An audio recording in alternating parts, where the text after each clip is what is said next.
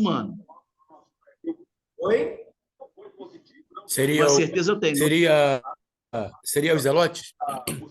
Zelotes, não. Zelotes, eles eram uma seita política e religiosa. Eram os herodianos. Tá? Então, você tem essas três seitas aqui que vão participar. Fala, Paulo, quer falar? Não, professor, eu cliquei aqui errado aqui. Ok. Então, essas três seitas elas vão participar diretamente e indiretamente da crucificação de Jesus. Os fariseus, eles eram aqueles que eram os controladores da sinagoga, os saduceus, os controladores do templo, e os herodianos eram uma seita política, eram os defensores de Herodes. Tá? O que tinha de particular nessas três seitas? Os fariseus não gostavam dos saduceus. Os saduceus não gostavam dos herodianos. Os herodianos não gostavam dos fariseus e nem dos saduceus. Eram três seitas que se odiavam e se perseguiam o tempo inteiro. Mas que quando precisaram se unir para poder prender e parar Jesus, elas não pensaram duas vezes. Mesmo se odiando, mesmo pensando completamente diferente acerca da fé, mesmo tentando a todo tempo dominar os recintos alheios, quando foi para pegar Jesus, elas se uniram. Isso é um fato muito interessante, porque nos traz a ideia de que quando alguém não gosta da gente, ou quando alguém quer derrubar a nossa vida, até quem se odeia passa a se amar. E foi o que aconteceu dentro daquele contexto.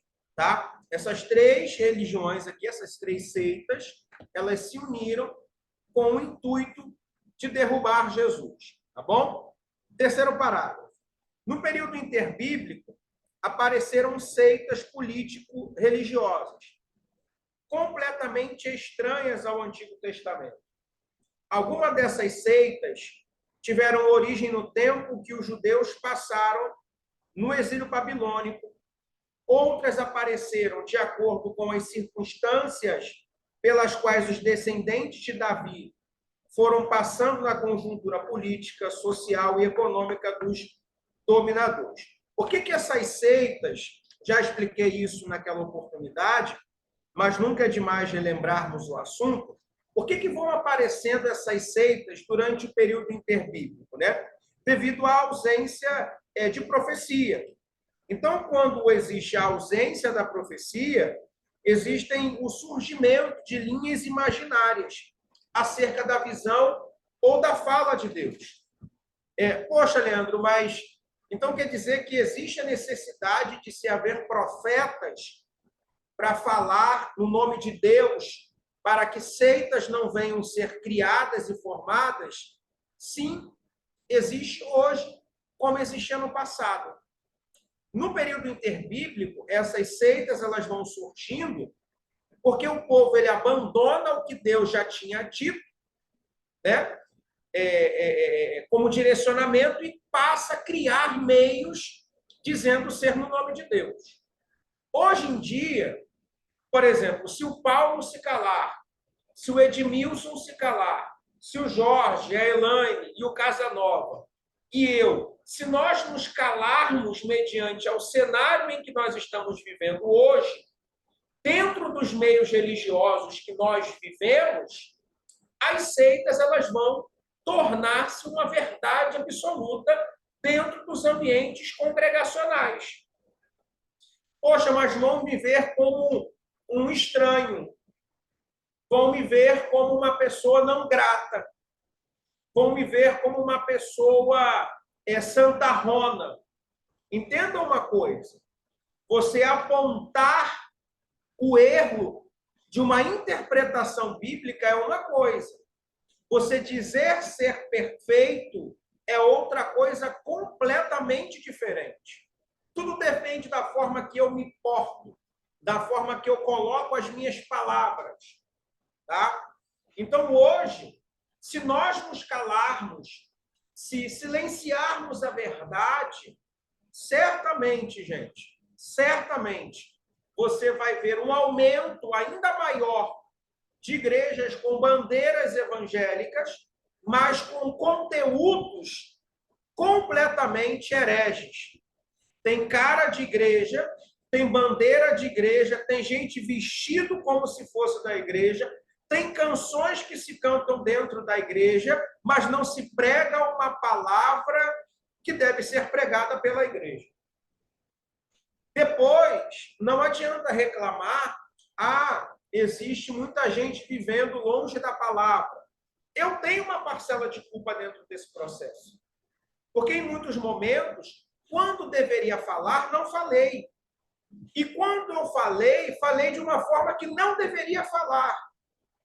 Então, que nós possamos ter, por exemplo, o espírito do apóstolo João, o apóstolo do amor, né? Que sabia bem como falar, que sabia bem como colocar a sua fala, que sabia bem se portar nos lugares em que as pessoas não viviam de acordo com a palavra de Deus, né? Que nós possamos se comportar, por exemplo, como apóstolo Paulo, que quando apontava as falhas, que quando apontava os erros doutrinários, apontava se incluindo nele. Paulo não se apresentava como um ser perfeito, como alguém que estava vivendo a essência da palavra. O próprio Paulo vai afirmar isso, quando ele diz, olha, o bem que devo fazer, eu não faço. E o mal que eu não devo fazer, esse eu faço constantemente. Mas não é porque Paulo errava que ele não tinha autoridade para falar o que estava errado. Ele se inseria no processo. Ele falava, eu faço parte do meio. Eu erro como todo mundo erra. Eu peco como todo mundo peca. Eu cometo ações errôneas como todo mundo comete.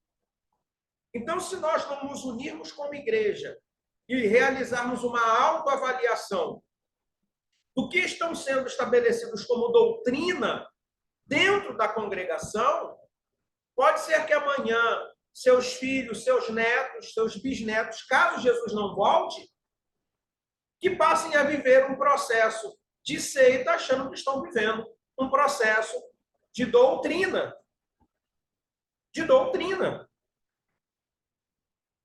Hoje se discute dentro da igreja, e me convidaram há pouco tempo atrás para dar uma aula de escola dominical, para dar um estudo sobre a questão de igreja com parede preta, com parede branca. Eu falei, gente, isso daí é irrelevante para o contexto da congregação. Se a igreja quiser pintar a parede de preto, de branco, de rosa, de vermelho, de azul, de colorir lá igual um pavão, que faça. O que muda a história não é a cor da parede, mas o conteúdo da palavra. Não é se a parede é preta, se a igreja é clara, se a igreja é escura, mas é se a palavra é pregada. Como é que se encontra a essência dessa palavra? Então, tem muita gente preocupada com cor de parede de igreja, mas não se preocupa, por exemplo, em fortalecer o estudo da escola bíblica dominical. Então, nós precisamos, tá? Nos envolvermos dentro desse cenário. Tá? A igreja, ela não foi feita para atacar. E Jesus deixa isso claro em sua reunião com os seus discípulos. Jesus vai dizer que as portas do inferno, elas não prevalecerão contra a igreja do Senhor. Tá? Então, a igreja, ela precisa hoje entender o seu papel essencial, que é se defender de um sistema corrompido, que tenta a todo tempo corromper, relativizando tudo, relativizando a todos, para tornar o erro em algo comum, fazendo com que as pessoas vivam no erro, achando que estão vivendo no acerto. Hoje eu digo, eu decidi que vai ser assim. Eu decidi que vai ser assado. Eu decidi que não quero mais. Eu decidi que quero agora. Então, hoje, nós estamos vivendo, o Edmilson, um tempo muito parecido com o tempo dos juízes, onde o povo se esquece da lei e cada tribo passa a viver de acordo com aquilo que eles acham ser o certo. É certo, não me importa, né? O que importa é que está me fazendo feliz. Tem dia que o que me faz feliz, ou que iria me fazer feliz, né? Seria dormir até meio-dia, almoçar, dormir de novo, acordar, assistir uma série, comer, dormir de novo. Mas não, eu tenho que acordar 3h30, sair 4h30 para pegar passageiro, voltar meio-dia, colocar minha filha para a escola, voltar, almoçar, voltar para pegar passageiro novamente, voltar às 5 horas, pegar minha filha no colégio, deixar ela em casa, tomar um banho, trocar de roupa, ir para uma sala de aula, dar aula, sair 10 horas da sala de aula, entrar dentro do carro, rodar até meia-noite, vir para casa e dormir para no outro dia acordar. 3h30, 4 horas, sair 4h30, fazer todo esse processo. Tem dia que o que me faria feliz era sentar e fazer como todo mundo faz. Ah, vou tomar uma Heineken geladinha lá com o Edmilson, lá na Praça Seca. Né? Botar um potinho de azeitona sem caroço, né? E bater um papo com o Edmilson tomando uma gelada. Ah, mas eu acho que é certo. Ah, mas isso me faz feliz. Mas é o que a palavra diz? É o que o texto sagrado diz? Então, nós precisamos viver de acordo com aquilo que a Bíblia diz. Se você quer saber dos seus direitos, vá à delegacia. Mas se você quer saber quais são as ordens de Deus, vai à palavra. Eu quero saber quais são os meus direitos perante a Constituição. Faz uma faculdade de Direito, procura um advogado. Mas se você quiser saber qual é a direção que Deus quer que você tome, vá na palavra. Vá na Bíblia Sagrada. Tem muita coisa, ô Sandra, que a Constituição te permite fazer. Mas a Bíblia te condena em realizar. A Constituição, por exemplo, ela permite você beber. A Constituição, por exemplo, permite você fumar. Né? Daqui a pouco a Constituição vai permitir você fumar maconha, cheirar uma cocaína. Né? A Constituição já permite a união estável entre pessoas do mesmo sexo. A Constituição não te prende se você arrumar uma amante ou um amante. A Constituição não te proíbe de você ter 2 mulheres, ter 2 homens, fumar, beber, né? Se casar com pessoas do mesmo sexo. A Constituição não te proíbe isso. Mas a Bíblia, sim. E tem crente vivendo de acordo com o que a Constituição permite, sem se preocupar se o que a Constituição permite, a Bíblia condena. Hoje, as pessoas gostam de seguir os influenciadores de internet, os cortes, né, da internet. Se aquilo ali me agrada, é de Deus. Se me confronta, é do diabo.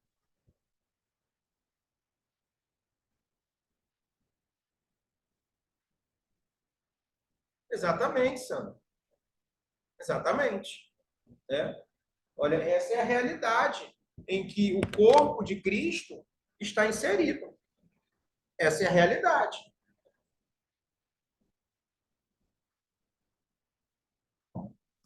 Aí o texto vai dizer, mas não vivo mais eu, mas Cristo vive em mim.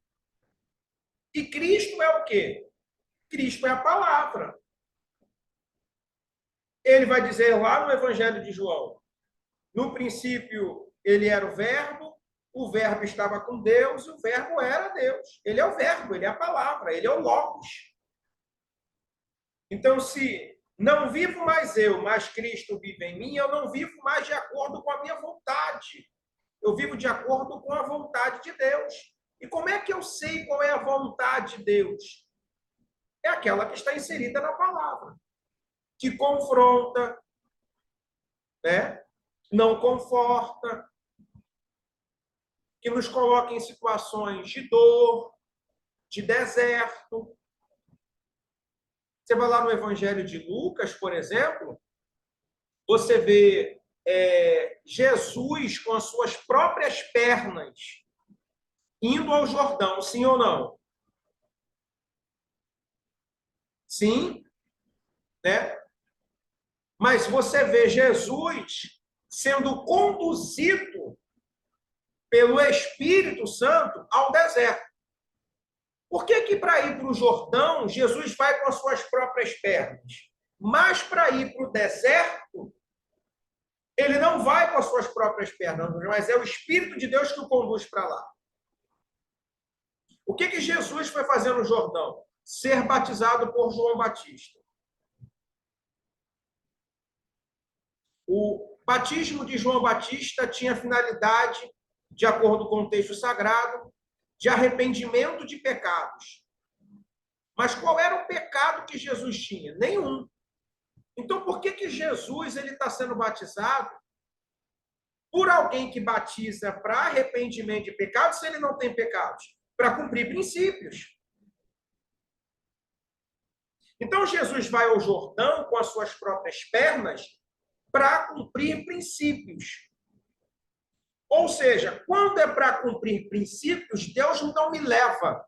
Deus espera que eu vá.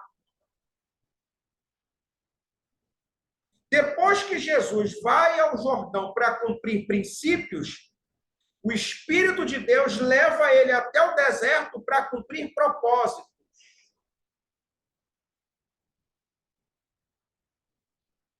Ou seja, quando é para cumprir princípios, sou eu quem tenho que tomar a ação.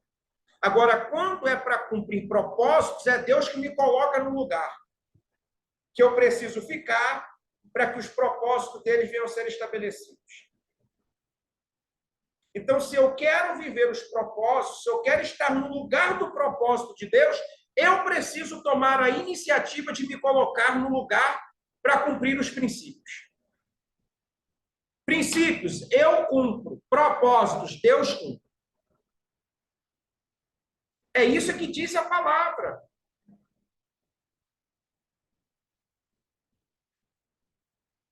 Só que o povo não está cumprindo princípios e quer que Deus cumpra os propósitos. O povo não quer obedecer aos princípios, mas quer que Deus venha a ser fiel com os seus propósitos. Deus só cumpre propósito na vida de quem obedece princípios. Ponto. Se com Jesus foi assim, por que comigo e com você vai ser diferente? Então tem promessa de Deus retida no céu, porque eu ainda não me movimentei na terra. Qual é o meu movimento? Meu movimento é, eu preciso ir em direção aos princípios que eu tenho que cumprir. Porque quando eu cumpro os meus princípios, eu tenho que ficar tranquilo, que Deus vai cumprir os seus propósitos. Pode falar, Edmilson. Não, essa semana eu li o livro de Jonas, né? E o que você está falando é certinho. Para cumprir o propósito de Deus, Deus botou ele até dentro da boca de um peixe, né? Mas cumpriu. Chateado, mas cumpriu. Né? Revoltado, mas cumpriu. Acabou. Né? Jesus precisava ser batizado por João? Não. Ele foi porque ele precisava cumprir princípios. Tem coisas que a gente vai precisar passar, gente. Eu não precisava ouvir, mas ouvi. Eu não precisava passar, mas passei. Eu não precisava aceitar, mas aceitei. Por quê? Porque eu preciso entender que existem coisas que eu vou precisar viver, enfrentar, para poder fazer com que os propósitos de Deus venham a ser estabelecidos. Tá bom? Então, Cumpra princípios, tendo a certeza que Deus há de cumprir os seus propósitos. Bom, voltamos aqui. Vamos entrar aí agora na linhagem das seitas, né? A primeira seita aí é o escriba, tá? São os escribas. No Antigo Testamento e no Novo, o escriba desempenhava ali algumas funções, tá? O que os escribas faziam? Eles transmitiam, eles transitavam, né? Aonde estavam os escribas? Os escribas, eles transitavam entre os dois partidos principais do judaísmo, que eram os saduceus e os fariseus, né? Então, os saduceus, eles vão representar ali os romanos dentro do templo e os fariseus vão representar o povo. Mas fato é que os escribas, eles transitavam muito bem entre os dois partidos, tá bom? Entre os dois partidos. São 5 tópicos aí dos escribas, né? O escriba real redigia as ordens e mandamentos reais. Ele era um funcionário público, um alto dignatário, também chamado de escrivão, tá? De escrivão, ok?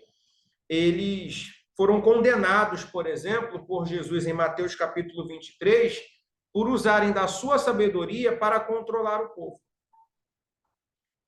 Por quê? Porque como eles eram os funcionários públicos, né, de certa forma, como eles tinham um poder político e uma influência pública muito grande, o que eles passaram a fazer?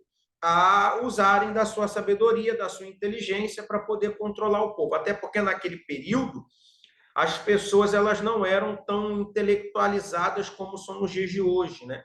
As pessoas mais pobres, os escravos, os soldados, eles não tinham tanta inteligência, tanto conhecimento assim para poder compreender se o que estava sendo dito, se o que estava sendo falado tinha uma verdade por detrás do processo ou não, tá bom? Então, eles redigiam as ordens dos mandamentos reais. Eles eram funcionários públicos porque transitavam, lembram, dentro dos dois partidos, tanto dos fariseus quanto dos saduceus, e então eles tinham essa capacidade. Segundo ponto, como escrivão mor, alistava os homens para a guerra.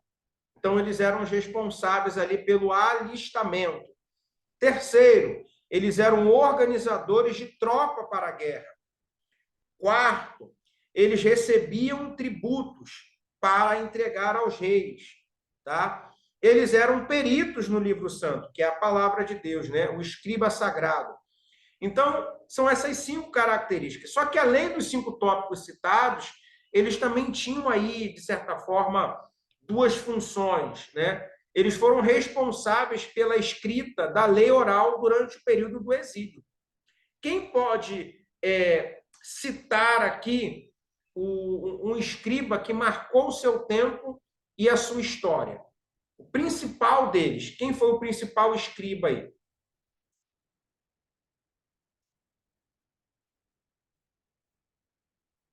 Aproveite o bônus de boas-vindas de até R$500. Para Esdras? Perfeito. Tá? Então, Esdras, ele vai encabeçar, tá bom? Ele vai ser um dos principais responsáveis pela transposição, né, da lei oral para a lei escrita dentro do período do exílio. Olha como é que é interessante, Edmilson, a história bíblica, né? Moisés, ele recebe a lei no deserto, em um período de fuga, de dificuldade, de transição, né? Então, nesse período de transição do Egito para a Terra Prometida, tinha um deserto. Então, foi no período de transição que Deus dá os 10 mandamentos para Moisés, período de crise, né? Aí você vai para Esdras, né? No período de transição entre o exílio e o retorno para a Terra Prometida, Deus dá condição e inteligência para Esdras escrever aquilo que só era falado. Aí você vai lá para o Novo Testamento. você vê que as principais cartas do apóstolo Paulo foram escritas durante a sua prisão. Então, você vai na lei, você vai em Esdras, você vai em Paulo, e você consegue identificar as mesmas características. No alto topo da crise, em um momento de deserto, de dificuldade, é quando Deus falou e deu a palavra de direcionamento que mudaria a história de todas as pessoas que estavam debaixo daquela autoridade. Então, se nós estamos passando por um período de crise e de dificuldade, é exatamente dentro desse período de transição entre a crise e a bênção que Deus vai manifestar a sua palavra de direcionamento. E palavra liberada por Deus em tempos de deserto são palavras que não são esquecidas facilmente. Se eu falar uma coisa boa para você em um período em que você está vivendo o melhor da sua vida, certamente você vai se esquecer. Agora, se eu liberar uma palavra para você no seu período de crise, você vai se agarrar àquela palavra como um alguém que está em um navio afundando, se agarra em um pedaço de toco de madeira para não afundar e morrer afogado. Não é verdade, Edmilson? Em tempo de crise, em tempo de dificuldade, até quando alguém passa na rua e fala assim, ó, Deus te abençoe, você fala assim, amém, eu recebo. E recebe de fato. Porque tu está tão na pior, tão na dificuldade, que qualquer palavra acompanhada de bênção, você já está agarrando.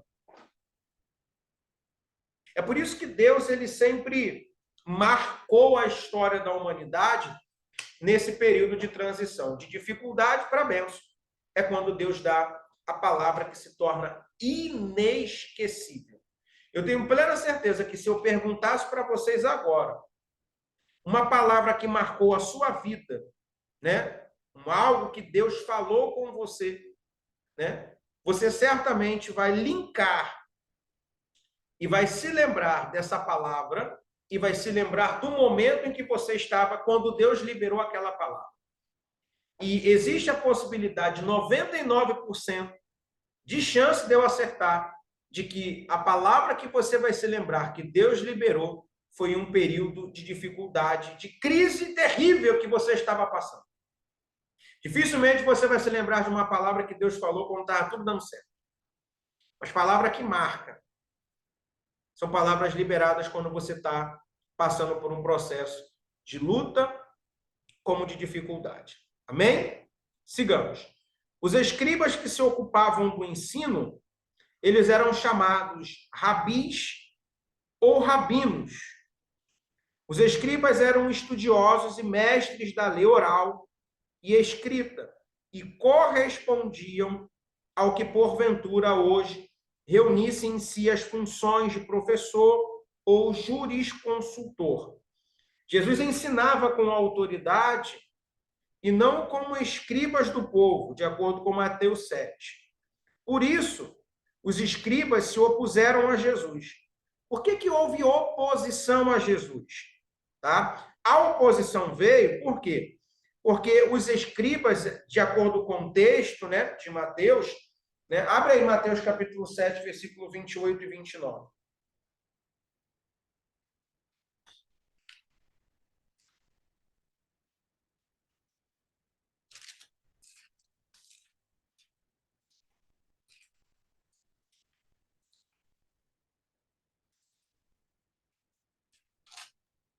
Pode ler?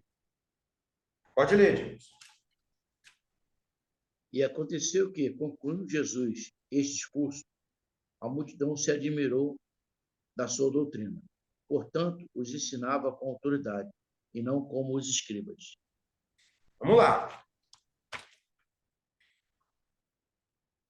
Eles se admiravam da sua doutrina. Doutrina, né? Já expliquei isso aqui para vocês, é a capacidade que alguém tem de aplicar de forma correta e responsável o dogma, né?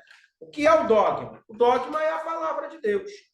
A doutrina é a interpretação que eu concedo a esse dogma. Então, eles se admiravam da doutrina de Jesus. Por que se admiravam da doutrina de Jesus? Porque Jesus não aplicava nada que não viesse de fora da lei do Senhor. Jesus não tinha compromisso com aquilo que não vinha da palavra de Deus. Os escribas daquela época, eles eram muito influenciados, né, pelo contexto do período interbíblico, que era aquele período de mitologia, de vãs filosofias, eram muito influenciados pela cultura grega. Então, por que eles se admiravam da sua doutrina? Porque a doutrina de Jesus vinha da palavra, vinha do dogma, vinha da nossa regra de fé e de prática. Ele não inventava. Tá? Por que eles também se admiravam? Os escribas, eles usavam a tradição para dar a base, né? E Jesus usava só a palavra. Só usa a palavra, velho. A igreja, ela só precisa da palavra. Jesus, ele não inventou nada. Jesus não inventou nada. Jesus, ele só trouxe a palavra. Ele não tinha preocupação com a tradição, ele não tinha preocupação com as vãs filosofias, preocupação não, compromisso, né? Ele não tinha compromisso com as tradições, ele não tinha compromisso com as filosofias, ele não tinha compromisso com os costumes dos povos, ele tinha compromisso com a palavra. Então as pessoas admiravam porque Jesus pregava a palavra. Pregava a palavra. Pessoas querem criar um cenário que não existe, pintar ali um cenário, porque fica legal, fica mais bonito, você parece ser uma pessoa mais culta, né? E, na verdade, não precisa de tanto, ok? São 5h30, vou dar 10 minutos de intervalo para você, o Edmilson já está bocejando ali, tá bom? Levantar um pouquinho, tá bom? 5h30, 5h45 nós voltamos aí, tá ok? Vou pausar o vídeo aqui.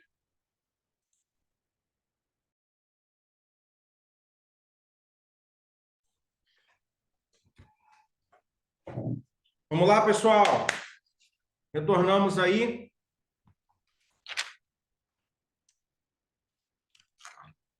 Sigamos, pessoal. Cadê minha caneta? Sem ela, eu não sou ninguém. Aqui.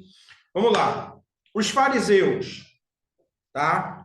Os fariseus. Tu é um fariseu, Edmilson? Se eu te chamasse de fariseu, você ia gostar ou não? Tu diz, o que eu falo só isso, tu diz. Se eu lhe chamo de fariseu, você ia gostar ou não?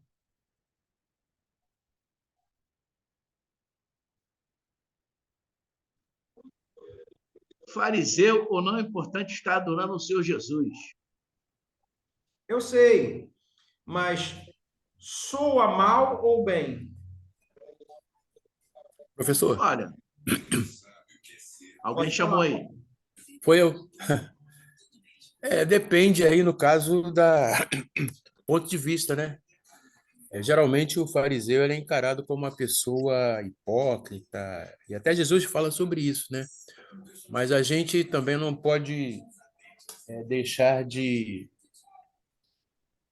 louvar, né? Porque esse cuidado, esse zelo que eles tinham também, eu creio que alguns eram zelosos, sim, eles foram responsáveis até mesmo de guardar, né, grande parte da palavra que poderia ter sido extraviada, né? Então, esse zelo que eles tinham também, eu acho assim, um ponto favorável. Agora, é claro, né, isso aí à parte, eles ficaram mais conhecidos pela questão da hipocrisia, de demonstrar algo que não eram, coisas aparentes e tal, né? Mas no tocante assim a preservação, né, da palavra, isso aí acho que é um ponto favorável, né, dessa turma aí. Beleza. Jesus, quando ele vai emitir uma crítica contra os fariseus, ele não generaliza, correto? Jesus fala, fariseus hipócritas, ou seja, ele está falando para um determinado grupo, não para todo o grupo. Ele está criticando pessoas e não a instituição, correto? Por que eu falo sempre a ideia do fariseu? Se eu disser para você, Paulo e demais alunos, que todos nós que aqui estamos somos fariseus,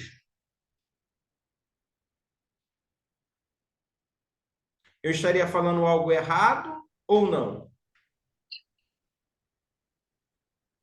Pastor, Pode falar, Renato. pastor Leandro, Estou ouvindo. se eu não me engano, eu estudei alguma coisa dizendo que Jesus ele era fariseu, não é alguma coisa desse tipo? É, A gente somos fariseus, né? isso. Mais ou menos isso? Existem algumas linhas, né? E eu sou adepto a essa É, linha, por exemplo. Os judeus messiânicos, eles, por exemplo, afirmam que Jesus ele era um fariseu, né? Pertencente a uma seita. Se ele era um judeu, ele automaticamente ele tinha que pertencer a uma dessas seitas judaicas. Jesus era um judeu, ele era um religioso, ele era conhecido como mestre, como rabi, ou seja, entende-se que ele era um escriba sagrado, um pouquinho mais acima da apostila, você vai ver que o escriba sagrado, ele era um perito no livro santo. Jesus, por diversas vezes, foi chamado de rabi, de mestre, né? Então, Jesus, além de escriba, ele também pertencia a uma religião, a uma seita judaica. Ele não era um saduceu, porque ele não era de frequentar o templo. Ele não era um essênio, porque ele não convivia no deserto, como era João Batista, por exemplo, né? Jesus não era um zelote, porque ele não era um opositor político de Roma. Muito pelo contrário, Jesus não tem problema nenhum com a política romana. Inclusive, isso foi até motivo pelo qual Judas, o Iscariote, o trai. Jesus ele paga os tributos, ele obedece às regras, cumpre as leis, né? A única seita que Jesus ele está em constante contato e o único lugar que Jesus constantemente se manifesta é na sinagoga, que era um lugar controlado pelos fariseus. É lá, por exemplo, que Jesus ele se revela como aquele que estaria ali para cumprir a profecia proferida pelo profeta Isaías. A oração do Pai Nosso, que Jesus instrui aos discípulos, o método, né? Não a fala, mas o método, é uma oração de costume farisaico, é uma oração farisaica, o modelo ali. Então, pegando esses pontos, todos acabamos ligando Jesus ao farisaísmo. Mas existem outras questões que faz de Jesus um fariseu e também nos faz automaticamente ligados à mesma ideologia, ao mesmo método. Quer um exemplo? Posso falar, professor? Pode falar, Paulo. É algo que também me chama a atenção aqui, por exemplo, assim, na etimologia mesmo, né, do nome, né? Parash. Esse parash aí, segundo eu estou vendo aqui, significa separado, né? E nós também, nós fomos, uma coisa santa, separado, consagrado, alguma coisa santa, né? Então, de acordo com esse conceito aí, nós podemos ser encarados também com esse nome aí, né? De Parash, né? Separados, fariseus, né? No caso, né? Porque nós estamos sendo santificados, né? Então, levando por esse ponto aí, eu acho que não está totalmente errado a gente receber também esse nome, não. É mais profundo do que isso, né, o Paulo? Porque a palavra parash significa separar, né? Eram aqueles que procuravam se afastar dos demais a fim de não se contaminar. Então, o significado de parash é o afastamento para não se contaminar, né? Por que não se contaminar? Porque a ideologia do outro tem poder de influência.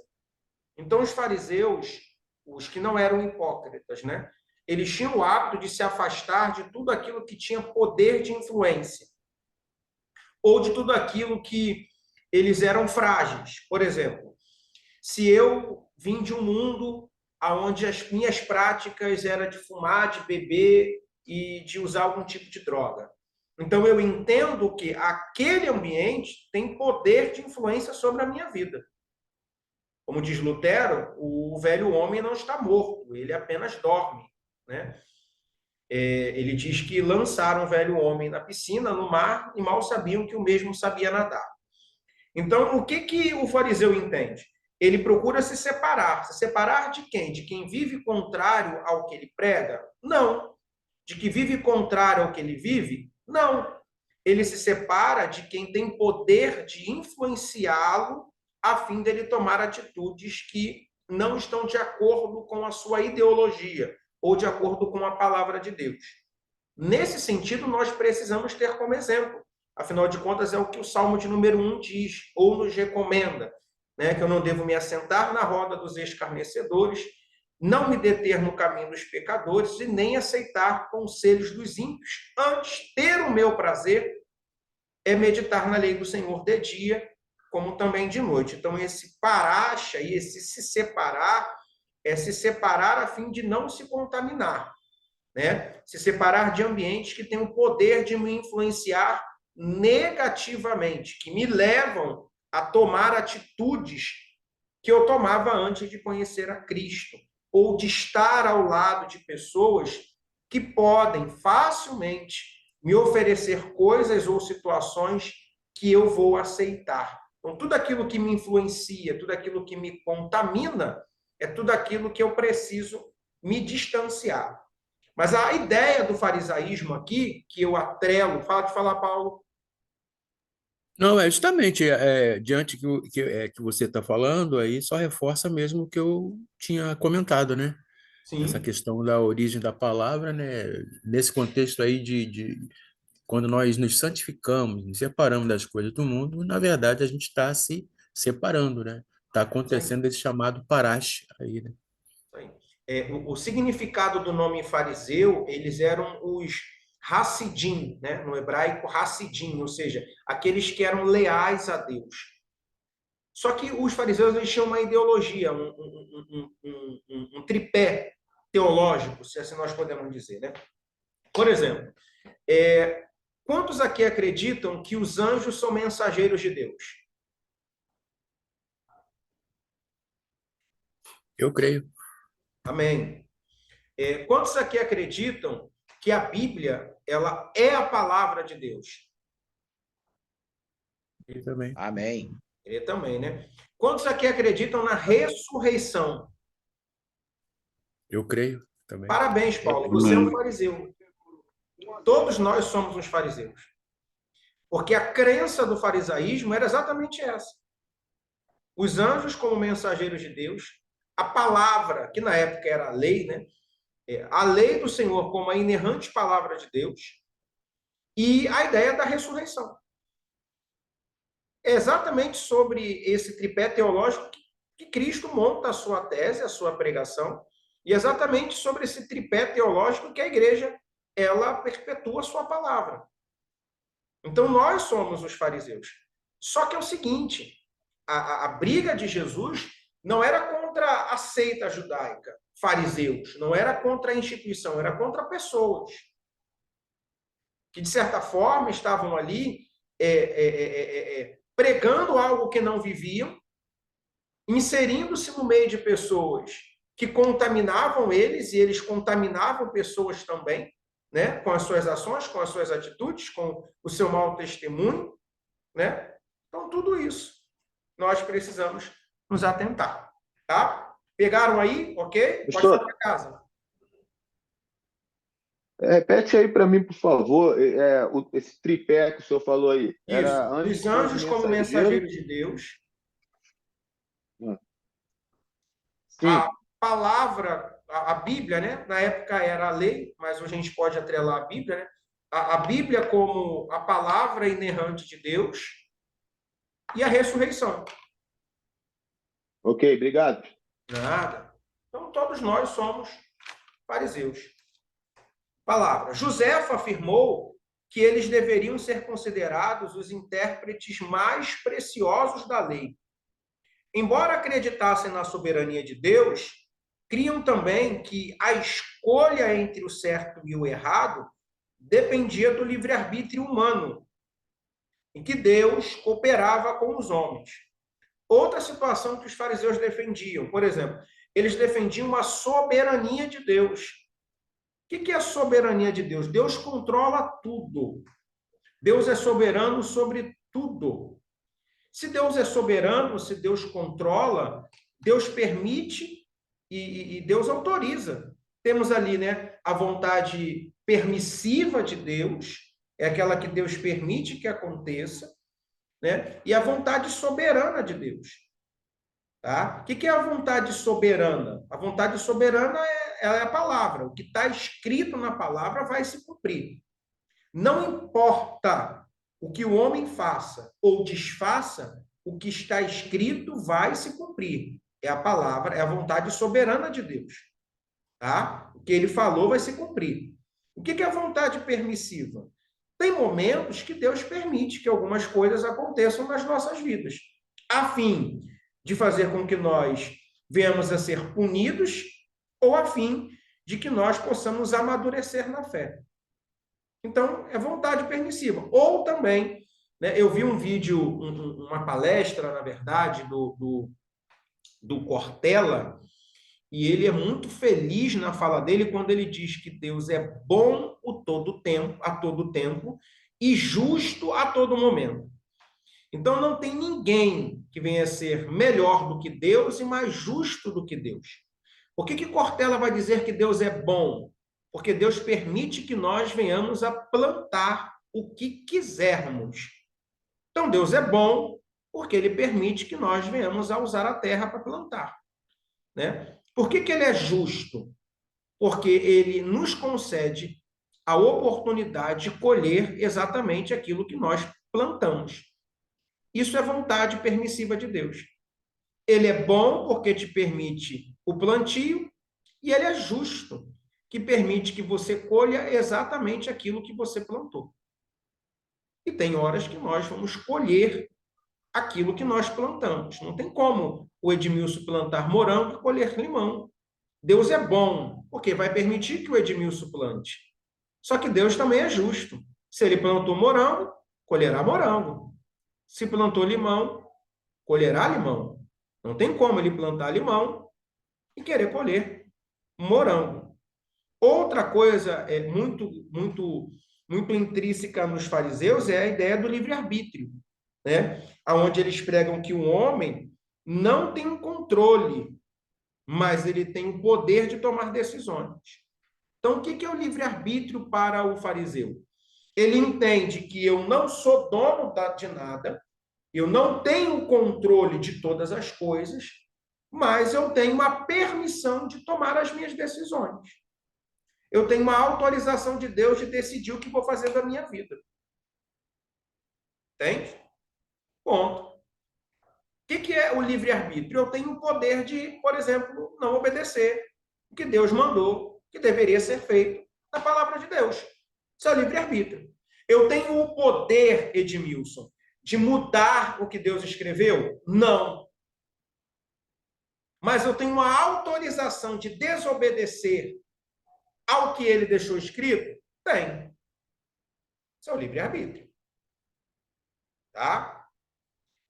E o terceiro ponto, de acordo com esse parágrafo, é que Deus ele coopera com os homens, né? Ele colabora com Deus colabora com o ser humano. Ele ajuda pessoas, né?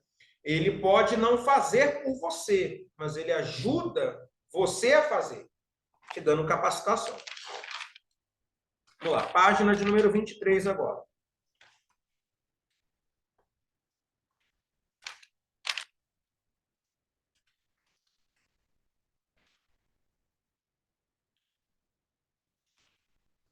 Fariseus eram os herdeiros e os descendentes eclesiásticos diretos daqueles que haviam se recusado tenazmente a comprometer sua fé durante o exílio, e que, assim como Daniel e seus companheiros, mantiveram uma pureza da sua religião em meio ao mais degradante paganismo.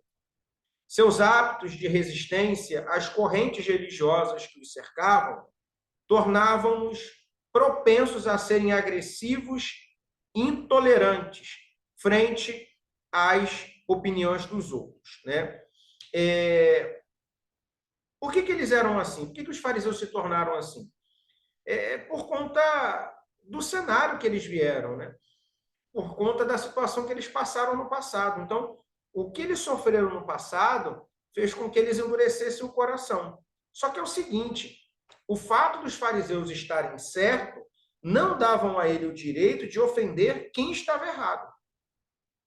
Porque olha o final, seus hábitos de resistência às correntes religiosas que os cercavam tornavam-os propensos a serem agressivos e intolerantes frente às opiniões dos outros. Eles tinham a verdade deles. E não há problema nenhum em você ter as suas verdades.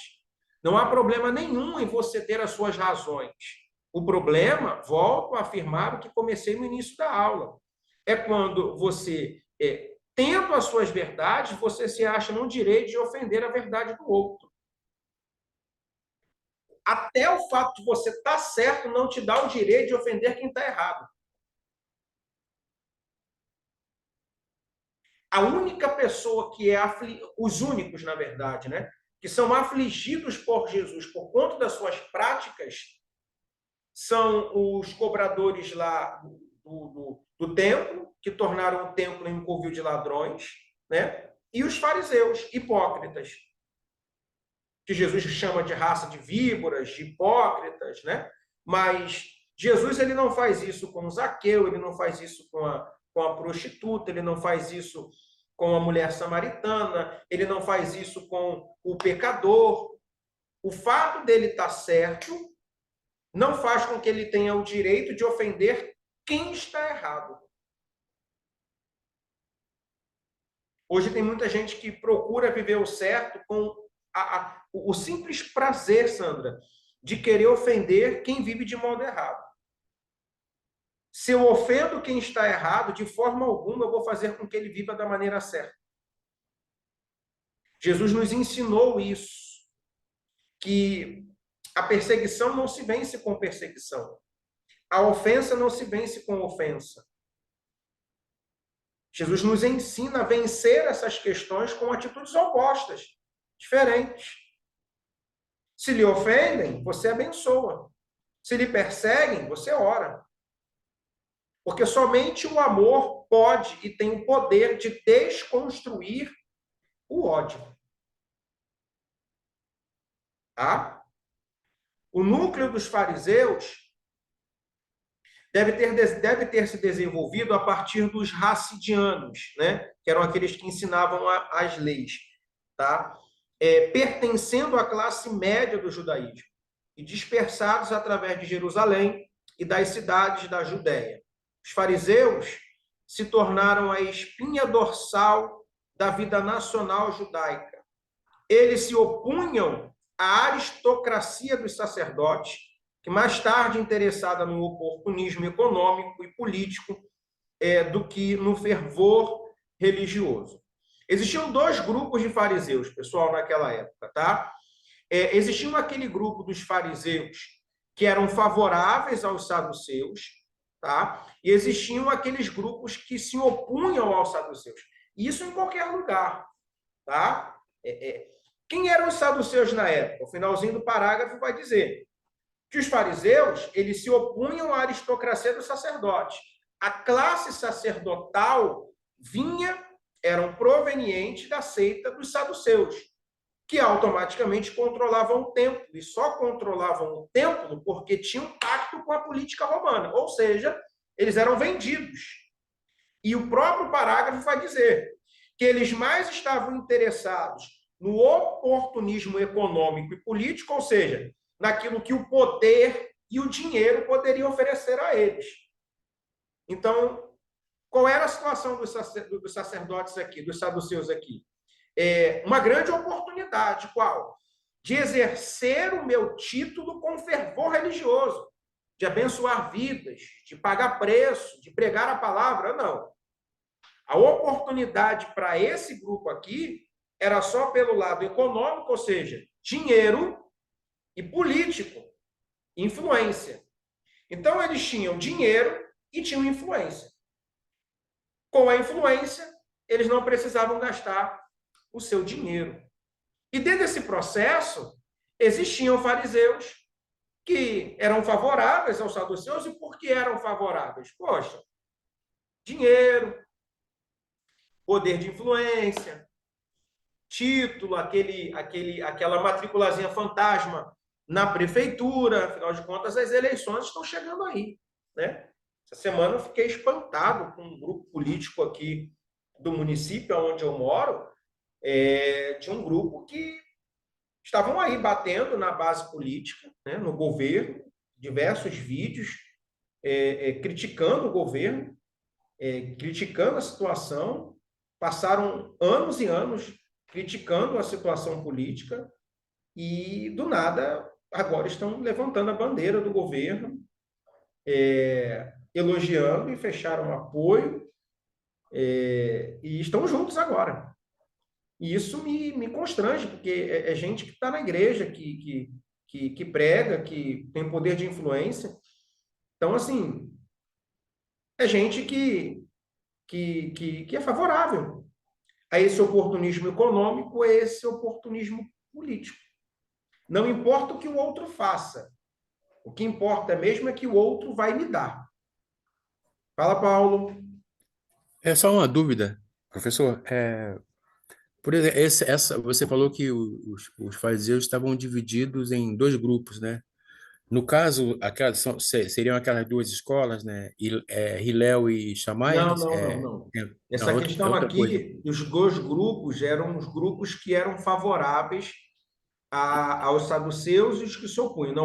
Não tem nada a ver com essa escola, não, tá? Eram só aqueles que apoiavam essa metodologia dos saduceus de se unir a Roma e os outros que não se uniam, tá bom? Era Ok, uma ok, questão de professor. interesse, Ok. ok? Era uma questão de interesse. Então, existiam fariseus que estavam interessados em comer um pedacinho, uma fatia desse bolo, e outros que não queriam saber disso, que só queriam pregar a palavra. E são esses que eram favoráveis aos saduceus que Jesus desce a lenha e chama-os de hipócritas. Tá? São a esses que se envolvem no oportunismo político e econômico, que se alinham com os sacerdotes do templo a fim de ganhar dinheiro, que Jesus chama de hipócritas. Ok? Terceiro parágrafo. O zelo dos fariseus pela lei aparece nas alusões feitas no Novo Testamento. Perdão. Eles eram meticulosos quanto ao pagamento dos dízimos, estudavam assiduamente as leis a fim de conhecerem as obrigações que deveriam cumprir em relação a Deus e muitas vezes faziam distinções desnecessárias na sua interpretação. Eram excessivamente conscientes das suas virtudes e exibiam-nas perante Deus quando oravam. Então, são duas situações aqui. Primeiro, qual era o compromisso com o dízimo? Qual era o compromisso deles em relação ao dízimo? Quem dava era fiel a Deus. Né? Então, eles queriam saber quem era fiel a Deus. Fidelidade a Deus para o grupo de fariseus que viviam no período de Jesus era só quem dava o dízimo, não era quem vivia a palavra. Deu dízimo, está tudo certo. E essa questão de dízimo é uma questão que cada vez mais tem se tornado debatido dentro da congregação. Exemplo, a pessoa ela lá não é casada, né? Vive amigavelmente com o seu cônjuge, por uma série de fatores, né? Que não quero aqui entrar no certo ou errado, mas, por exemplo, lá a mulher fica viúva e tem direito a uma pensão, e com aquela pensão ela sustenta a sua casa, a sua família, e se casar perde aquele pecúlio, então ela acaba não se casando para poder se proteger, para poder ficar com aquela pensão por mais tempo, para que os filhos não venham perder aquele recurso. ou porque o marido não quer casar e a varoa quer, a gente sabe que tem homem que não quer, tem homem que está na casa de Deus, vive amigavelmente com a mulher, e a mulher não quer legalizar o evento. Então, essas pessoas, geralmente, elas não podem ceiar, porque não podem se batizar. Então, eu não posso tomar o cálice, e nem posso comer do pão, e nem posso descer as águas, né? De acordo com a igreja. Mas eu não posso receber, mas eu posso dar. O meu dízimo, ele pode ser aceito. Meu dízimo presta, meu dinheiro serve, mas eu não posso ceiar, não posso me batizar, né? Eu estou lá na igreja, ando em infidelidade, sou um prostituto, mas o meu dízimo, ele serve. Então, são questões que, nos últimos tempos, nos últimos anos, e hoje em dia, tem se tornado cada vez mais viva dentro das congregações. Existe uma cobrança muito clara e fervorosa na entrega do dízimo, mas não existe uma cobrança clara e fervorosa para poder repreender pecado e gerar arrependimento. Você vai em algumas igrejas, em algumas congregações, a palavra de oferta, em alguns momentos, ela é muito mais contextualizada, muito mais bem explicada do que a palavra mesmo de salvação.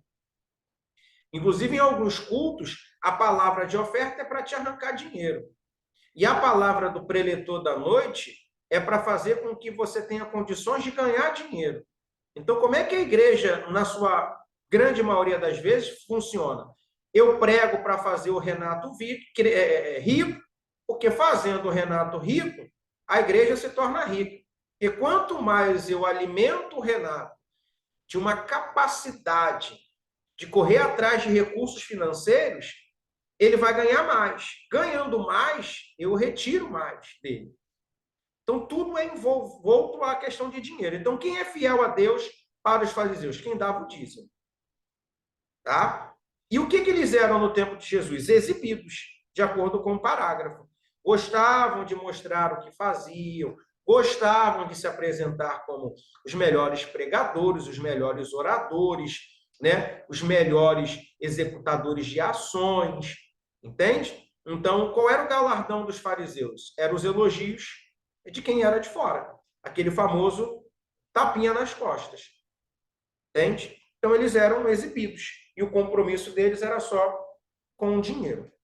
Dúvidas? Alguém quer acrescentar alguma coisa?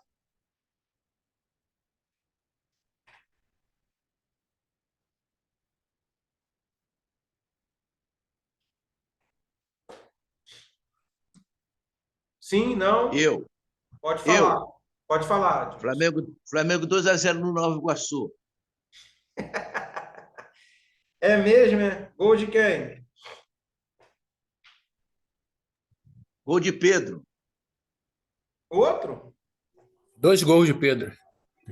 E também está assistindo, né, Paulo? Vocês dois são dois fariseus hipócritas. Tá vendo?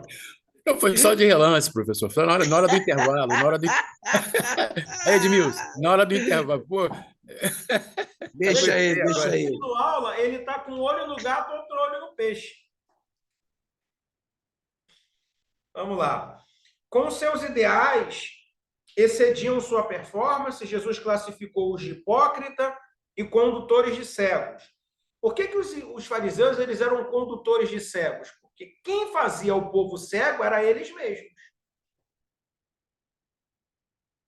Quanto mais cego, teologicamente, essas pessoas fossem, mais fácil seria a condução, né? Mais fácil seria a liderança deles. Tem liderança que é assim hoje em dia, né? Papel do líder, responsabilidade da liderança, fazer da sua membresia, das suas ovelhas, seres cada vez mais cegos e dependentes da sua autoridade eclesiástica. E para a execução de tal coisa, ameaçam, né? Colocam um julgo, né? Então, como é que era? Condutores de cego. Quanto mais burro você for, mais fácil vai ser o meu papel de te pastorear. Então, se eu puder impedir que você faça um seminário, que você leia a palavra, que você leia os livros, né?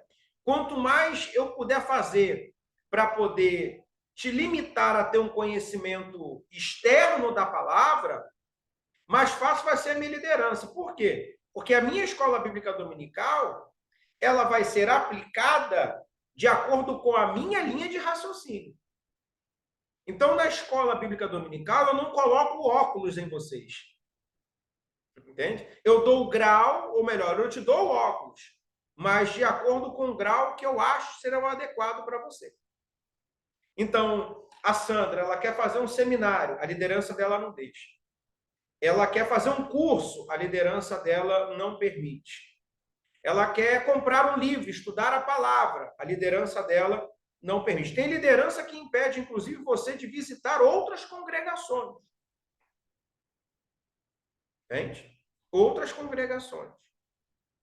E na EBD, o que é que eu faço? Eu coloco a minha regra. Então, a Sandra vai ser sempre cega. Com isso, o meu papel vai ser sempre mais fácil. Ok? A Sandra vai ser sempre uma ovelha que não vai reclamar da qualidade da grama.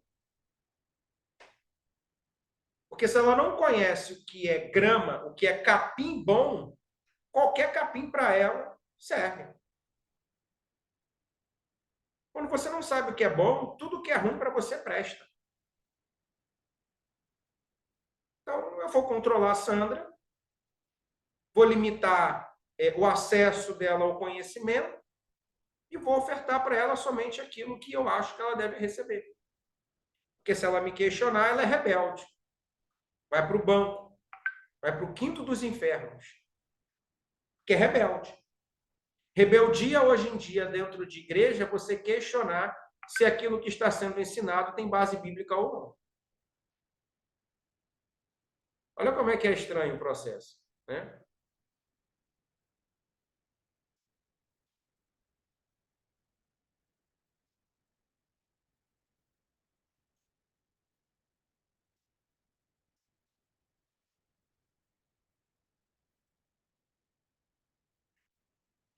Vamos lá.